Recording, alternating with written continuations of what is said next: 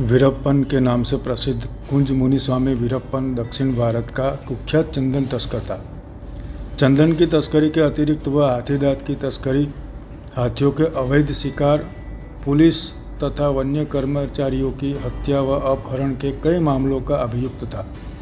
कहा जाता है कि सरकार ने कुल 20 करोड़ रुपए उसे पकड़ने के लिए खर्च किए, प्रति वर्ष लगभग 2 करोड़। बाल्यकाल।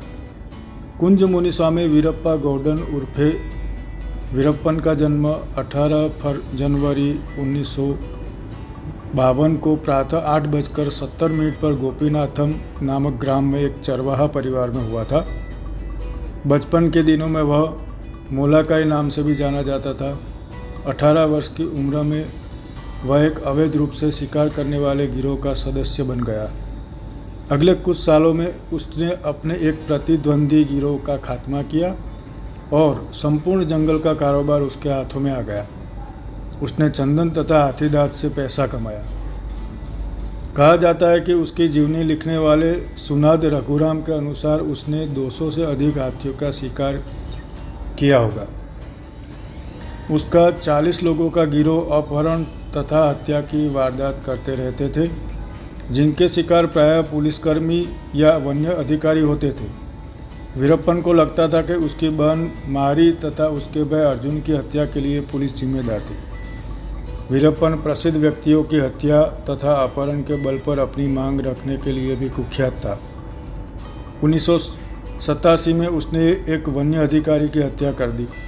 10 नवंबर 1951 को उसने एक IFS ऑफिसर P श्रीनिवास को अपने चंगुल में फंसाकर उसकी निर्मम हत्या कर दी। उसके अतिरिक्त 14 अगस्त 1992 को मिन्यन के पास हरिकृष्ण तथा शकील अहमद नामक 2 वरिष्ठ पुलिस अधिकारियों समेत कई पुलिस कर्मियों की हत्या तब कर दी जब वे एक छापा डालने जा रहे थे। अपने गांव गोपीनाथ में उसकी छवि रॉबिन वुड की तरह थी। निवासी उसके लिए एक छत्र की तरह काम करते थे तथा उसे पुलिस की गतिविधियों के बारे में सूचनाएं दिया करते थे। वे उसके गिरोह को भोजन तथा वस्त्र भी मुहैया कराते थे। ऐसा कहा जाता है कि लोग ऐसा वीरप्पन के डर से करते थे। वीरप्पन के गाँव वालों ने कभी कभार पैसे से मदद इसलिए की कि वो पुलिस के गिरफ्त में आने से बच सके। उसे 1986 में एक बार पकड़ा गया था, पर वह भाग निकले में सफल रहा। वन्य जीवन पर पत्रकारिता करने वाले फोटोग्राफर कृपाकर, जिसे उसने एक बार अपहृत किया था, कहते हैं कि उसने अपने भागने के लिए पुलिस को करीब 1 लाख रुपये की रिश्वत दी थी। 18 अक्टूबर 2004 को उसे मार दिया गया। उसके मरने पर भी कई तरह के विवाद हैं। उसका प्रशिक्षित कुत्ता तथा बंदर उसके मरने के बाद प्रकाश में आए। उसका कुत्ता मथाई कई मामलों में गवाही की भूमिका निभा रहा है। वह भौंककर अपनी भावनाएं व्यक्त कर रहा है।